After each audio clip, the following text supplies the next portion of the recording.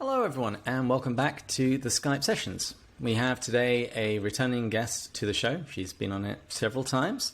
My friend Richaél from Clumsy Theosis. Hey Richaél. Hey David, nice to be back. I don't remember all of the times I've been on your show, but I'm gonna take your word for it that has been more than once. It certainly feels like more than once. Take that as you will. I know. It probably has. Well, for people who haven't watched that episode or episodes, would you mind just introducing yourself a little bit? Yeah. My name is Richaél Lucero. I am an INFJ. I'm a melancholic choleric. According to David Bates, I'm bougie with a little bit of hood. What else can I tell you? I am a theologian. I am a podcast host and Catholic speaker. And above everything, I am a beloved of Jesus Christ. That's a pretty good answer. Pretty good answer.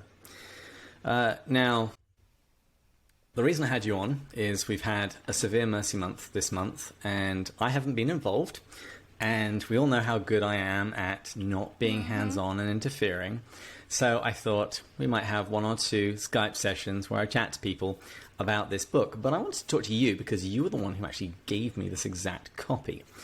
And we will get to that in a moment. But first of all, let's just set the scene a little bit. Since this is Pints for Jack, what is your history with C.S. Lewis and the Inklings? Has he figured much at all in your spiritual journey?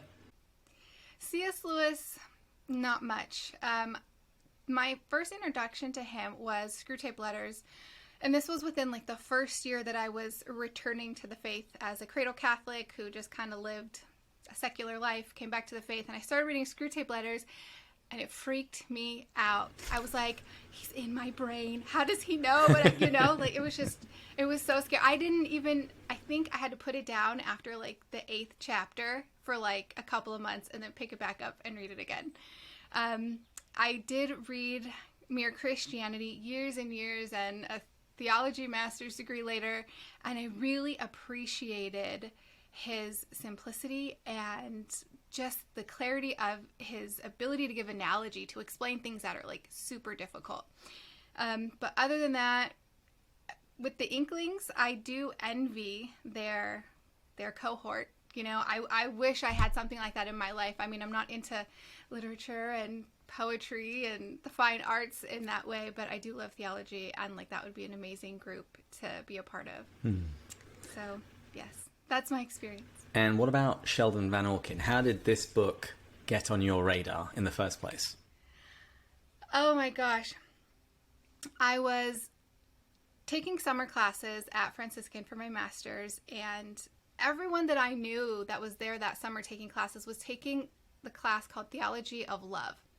I was taking a class on the early church fathers, and all anyone ever wanted to talk about was this book. And at first I thought, oh, they're just talking about it for like study purposes, but they would just like gush about it and talk about it. And then I would hear about how like these grown men were just like in tears sobbing. I'm like, okay, I have to see what this book is about. So I bought the book myself and I read it, without any required, reading. Like it wasn't required reading for a class. I just had to see what everyone was talking about. And I'm one of those people, when I read a book, you cannot tell where the text stops and the margin begins because I fill them up. But this book, it captured my attention from the very beginning, and that I didn't even have time to pick up a pen or pencil. There's I checked before we had this recording, and there's not one mark in any of the margins in this book. I just read through it probably, I think, in a couple of days. It was probably more than a weekend, but a couple of days. I just read right through it. I did not cry. I'd expect nothing less. I'd assumed that was why you chose it. It was like, we found something to make men cry. I need to know what this weapon is. But yes. What was your main takeaway from the book? What was its main impact upon you? For me, I feel like this book, it's about adventure. A lot of people read it and they think it's about love, which it is, but I think it's about the adventure of love, human love, and then that pursuit of a divine lover, in Christ. For me, it's about living life to the fullest. And we see that in, I mean, Sheldon, he's an extremist. So everything he does it all or nothing. When he, fails, he really, really fails. When he gets it wrong, he gets it super wrong. But like, I cannot fault him for living life to the fullest. And that quote from Saint Irenaeus comes to mind. The greatest glory of God is man fully alive. And I was like, this guy got it. Even in his pagan days, he got it. Like he just went all out in everything.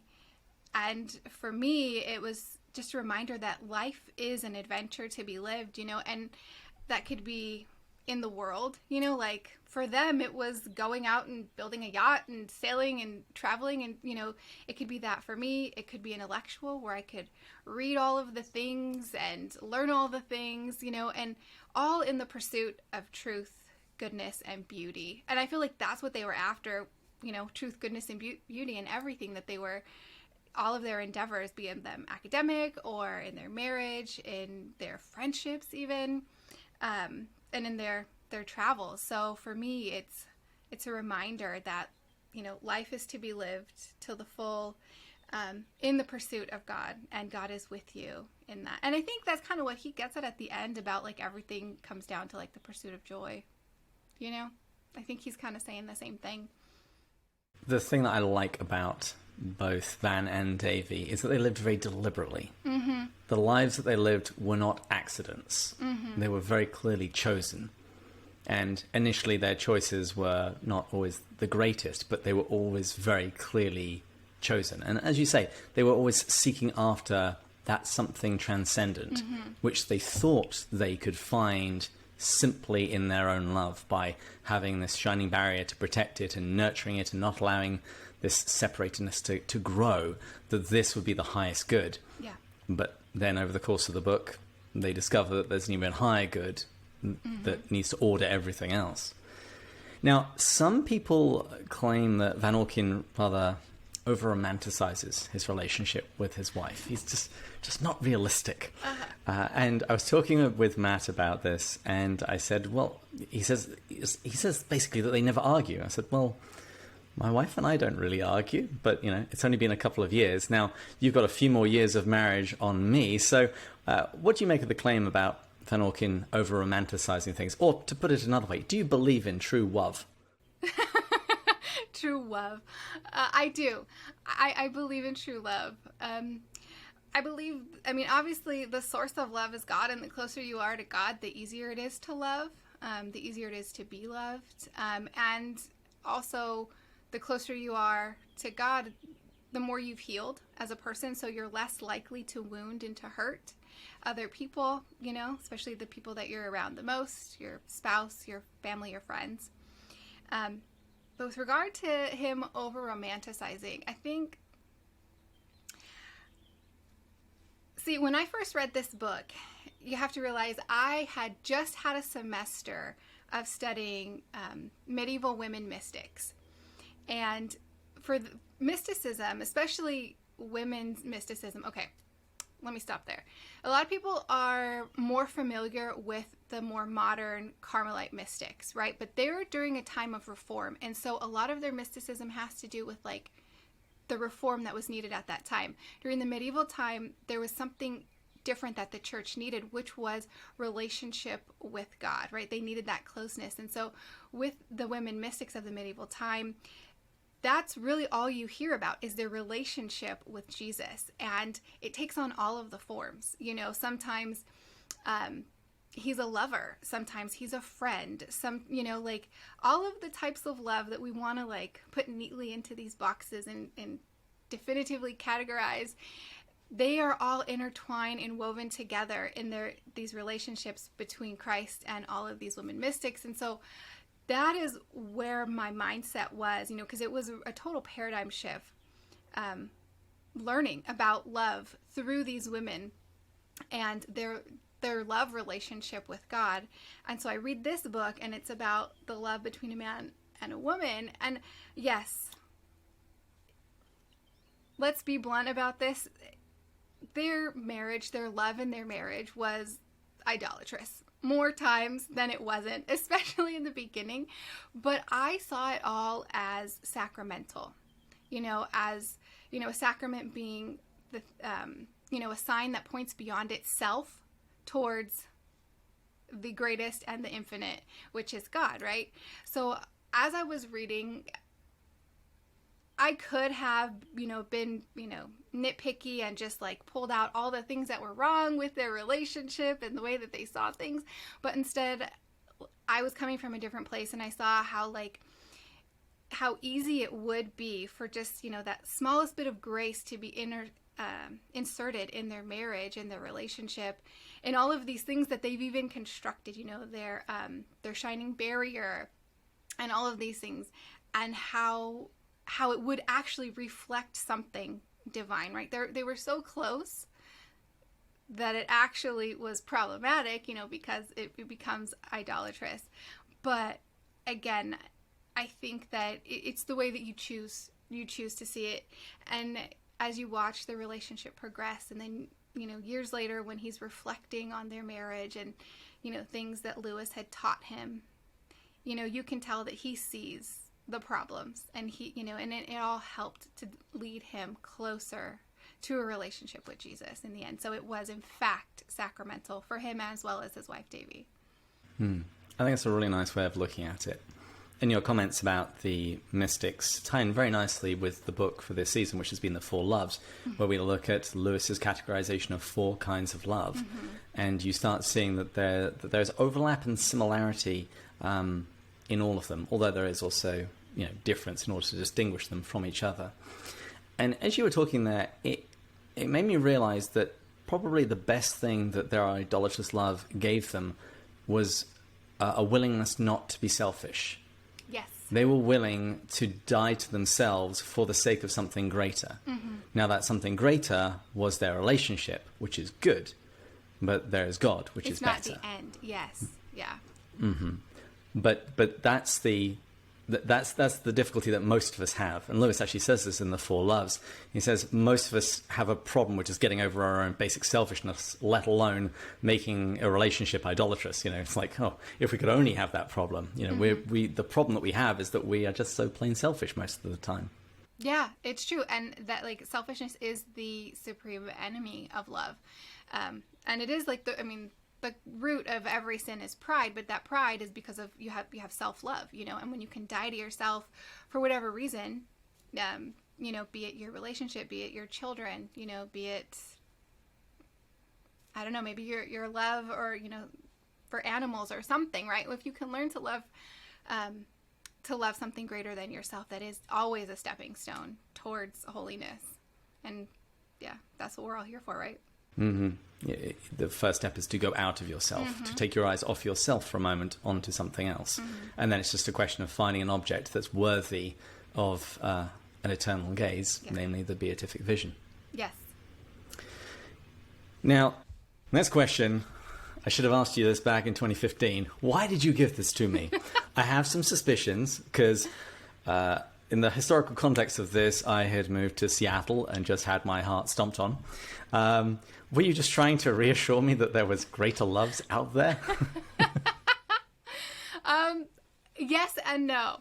I just rubbing salt in the wounds. That was your real thing. You said you found this book. You had heard that it makes men cry. It is finally time to get payback on David. No, it wasn't. No, I wish I was that thoughtful in my torture of you, but no, I'm not. I just take the little jabs when I see them. No, part of it was, yes, you had just had your heart stomped on, and this book really did point to something bigger, something better, and not that you didn't know that, but to read it from someone who had lived it, I thought would be therapeutic in one way or another. Also, I don't do book recommendations. I find that my taste is very different from a lot of people. People give me book recommendations all the time, and I'll read these books, and I'm like, I'll, toss them over my shoulder. I'm like, this person has no idea who I am. Why would they think I would like this book? But you've given me... It's kind of like when a friend sets you up with another friend and you meet them and it's like, what were you thinking? Yeah, it's what? Just because we have you in common doesn't mean that... No, but you've also given me a number of book recommendations. Do not ask me what the titles are, but I do know that they are the books that I felt resonated the most with me out of all of the other book recommendations that I've ever received from anyone. So I thought, out of all of the terrible suggestions people have given you, mine were the best of the worst. Or the worst best. Yeah. But I thought, you know what, I need to like repay that in some small way. And I thought it was a beautiful book. And like I said, at first glance, a lot of people just see it as like a story of love and loss and grief, and maybe even, they'll hone in on the conversion aspect of it. But for me, like I said, I see it more as a book about adventure. And I know that you were also, I hope this isn't like TMI about David. I know that you were also trying to really step out and for a couple years prior to that, and do things that intimidated you or made you nervous, and just really like taking life on, by the horns. And so I thought, I hope David will see the adventure aspect in this and, at least feel motivated, if nothing else, to distract himself from his heartbreak and go out and do more of those things, like jumping off of a bridge or whatever guys think helps them to achieve that next level of masculinity. No, I jest. But yeah, I did hope that you would see the adventure in the life that Sheldon lived. Nice. I'm quietly touched. Well, you say you don't do book recommendations, so let's make this a little different. What book have you read recently which you've enjoyed that some of our viewers might perhaps also enjoy? I would say, okay, so I did pull out a couple because I had a feeling that this was going to come up. I pulled out a couple options. So let's see what we got. All right, so this is the book that I read in grad school about women mystics, medieval women visionary literature by Petrov. Okay, it's a very hard book to get your hands on, but it goes through like all of the mystics. Some of them are also recognized in the Anglican Church. I mean, I don't think all of them were Catholic. Some of them were even, Anglican.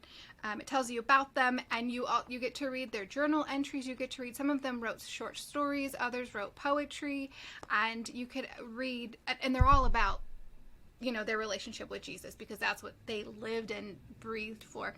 And I think it does help open you up to love being lived rather than love being studied, Lewis has this idea of if you're in a tool shed, you can see a beam of light coming in and it illuminates the shed, and you can see the dust and the stuff that's in there. That's one way of experiencing the light coming through. Mm-hmm. But another way is to go and put yourself in the path of the beam and look up it, out of the shed, up into the sky, and all the way back to the sun. Yeah. It's that other way of experiencing something, in this case, love. Yeah, and I think the medieval women mystics, and even if you can't get your hand on that book, if you could just, a lot of their stuff's in the public domain, find a list of them, look up their writings, and it will change your perspective of love in all forms. It's intense. It's beautiful. It's intense. And it will change your relationship with God. Mm-hmm. But I would recommend that. And then this might seem too self-helpy for people. It's called Be Healed by Bob Schutz. I don't like this cover. This cover really turned me off. If I had not received the recommendation that I did, I actually did it with a book club. If people had not been singing its praises, I would not have read it, as I didn't like the cover. But what is it? It's Be Healed, a guide to encountering the powerful love of Jesus in your life. And it does really, it is kind of self-helpy, but not in a secular way. It does help you to get to the root of things that are standing in your way of true intimacy with Jesus. And that's what we all need in order to experience, the love of God and, to love and to be loved by Him and other people to its fullest. So I think that that's really important. Well, we've had Sister Miriam on the show this season, and she quotes him all of the time. And I'm pretty sure Matt has also done that book. So now that's 2 people recommending it. Yeah, and it's, if you look at it, like, the print, it's pretty big. You can, like, speed through it, but, I mean, you will want to take time, But yeah, you can read it quickly. Cool. Well, the other thing you do is... Are you laughing at me? I'm not laughing at you at all. I'm just enjoying this time that we get together. The other thing that you do is Clumsy Theosis. So to wrap up, would you mind telling our viewers a little bit about Clumsy Theosis and the sort of things that you do there? Yeah, Clumsy Theosis, it's a faith-based podcast where I help Catholics and even non-Catholic Christians to live vibrant lives as children of God. And the way that I do that is by using all of the tools that Jesus left us in the church. So that's going to include scripture, the catechism, the fathers of the church, doctors of the church, saints, church documents, what else is there? Even devotionals. So the topics can vary for each episode. However, every episode is geared towards helping you to grow in your faith and to grow in your relationship with Jesus. And they're pretty short, 15 to 30 minutes an episode. Excellent. And what's the website? Oh, you cut me to the chase. Clumsytheosis.net. I would go there. First, it has all of my episodes, and you can also sign up for my email there and find all of my social media platforms all on that homepage there. So, yeah, clumsytheosis.net. Well, Richaél, it's been lovely having you on the show. Likewise. Viewers, please join us again next time when we'll continue going further up and further in. Cheers.